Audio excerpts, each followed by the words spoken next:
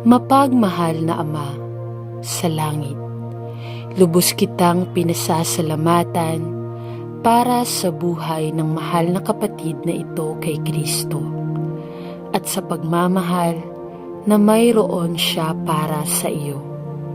Ligtas mo siyang dinala sa maraming paghihirap at palagi mong naging bato na nagsisilbing pundasyon ng kanyang katuparan.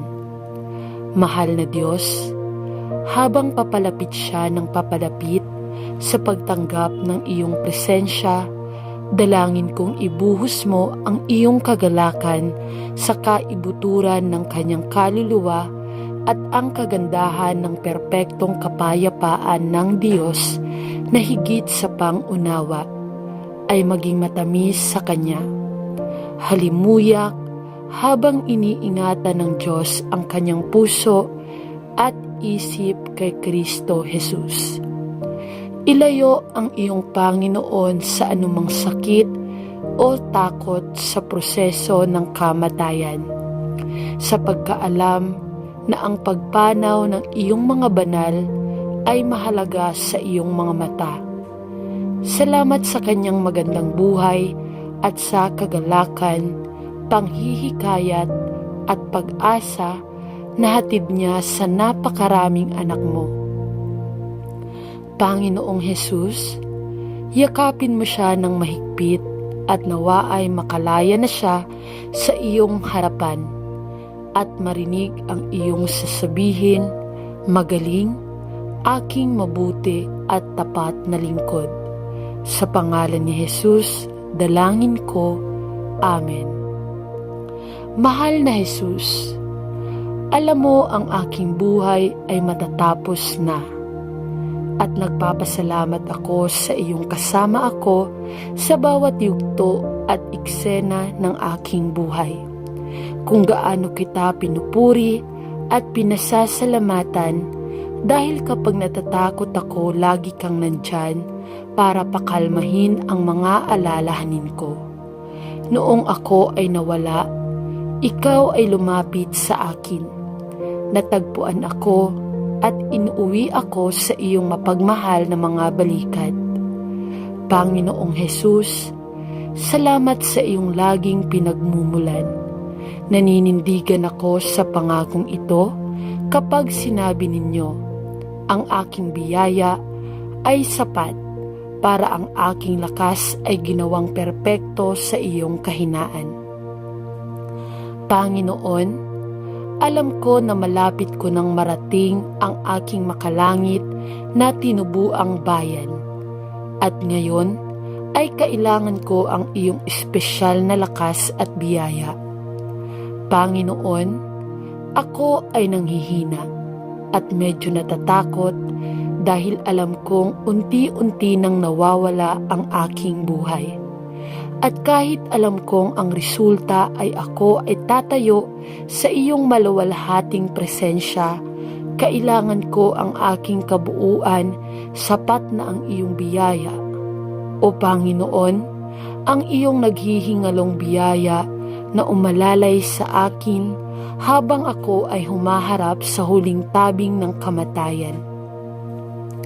Salamat na kay Kristo ang kamatayan ay nawala ang tibo nito at ang libingan ay natanggal ang tagumpay nito sa aking buhay at sa buhay ng lahat ng nagtitiwala sa iyong pangalan, dahil ikaw ang aking lakas at suporta.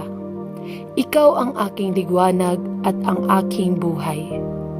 Salamat na ang iyong biyaya, ang iyong naghihingalong biyaya ay mag-uuwi sa akin sa mahalagang pangalan ni Jesus. Dalangin ko. Amen.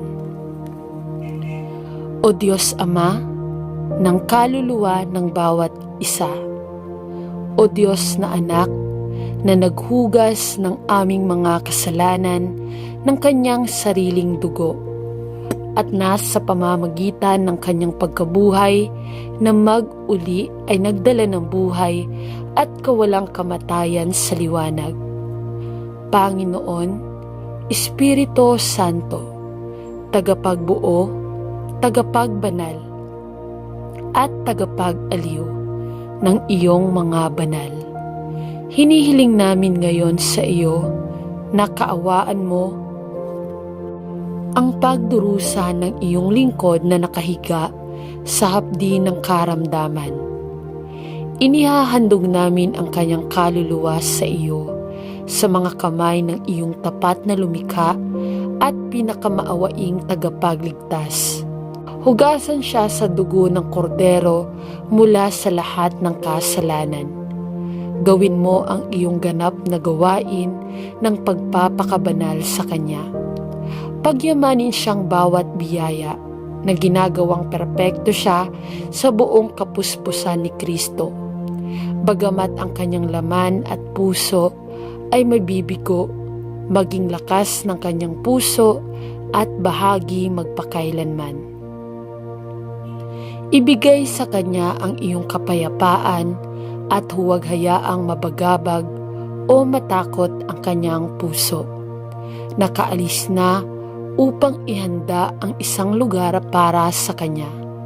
Ngayon ay bumalik at dalhin siya pabalik sa iyo, upang kung nasaan ka man naroon at aliwin mo kaming mga nagdadalamhati, patahimikin ang mga bulong ng aming pusong suwail, sabihin natin tulad ng kanyang sinaunang lingkod, ang Panginoon ang nagbigay at ang Panginoon ang nag-alis. Purihin ang kanyang pangalan. Ibigay sa amin ang kamalayan sa aming mortalidad at turuan kaming bilangin ang aming mga araw upang taimtim naming ilapat ang aming mga puso sa makalangit na karunungan, na sa huli ay magdadala sa amin sa buhay na walang hanggan. Sa pamamagitan ng merito ni Hesu Kristo, ang iyong bugtong na anak, ang aming Panginoon. Amen. Maawaing Hari sa langit, laging mahirap para sa amin na panuurin ang aming mga mahal sa buhay na tumanda at kailangang dumaan sa mga pagsubok ng katandaan at tumihinang kalusugan. Ngunit Ama, lubos kitang pinasasalamatan sa buhay at saksi nitong mahal na kapatid kay Kristo. Panginoon, habang papalapit siya ng papalapit sa oras na tinawag mo siyang pauwi upang makasama ka, mangyaring panatilihin siya sa iyong mapagmahal na mga bisig at itaas mo siya gamit ang iyong kanang kamay. At nawa ay malaman niya ang maawaing pag-aliw ng banal na Espiritu sa ikabuturan ng kanyang kaluluwa. Panginoon, salamat sa lahat ng iyong itinuro sa amin tungkol sa iyo at sa biyaya at sa pagpapalakas ng loob na dulot ng iyong buhay at patutuo sa napakarami. At ngayon, Panginoon, dalangin ko na ang biyaya ng ating minamahal na Panginoong Hesu Kristo ay sumasa Kanya habang ang Kanyang kaluluwa ay nananahan sa iyo. Ipagkaloob sa Kanya ang mahalagang espiritu sa espiritu ng pakikisama ng iyong kapayapaan at pag-ibig habang siya ay dumaraan sa huling tarangkahan patungo sa walang hanggang kaharian. Sa pangalan ni Jesus, idinadalangin ko. Amen.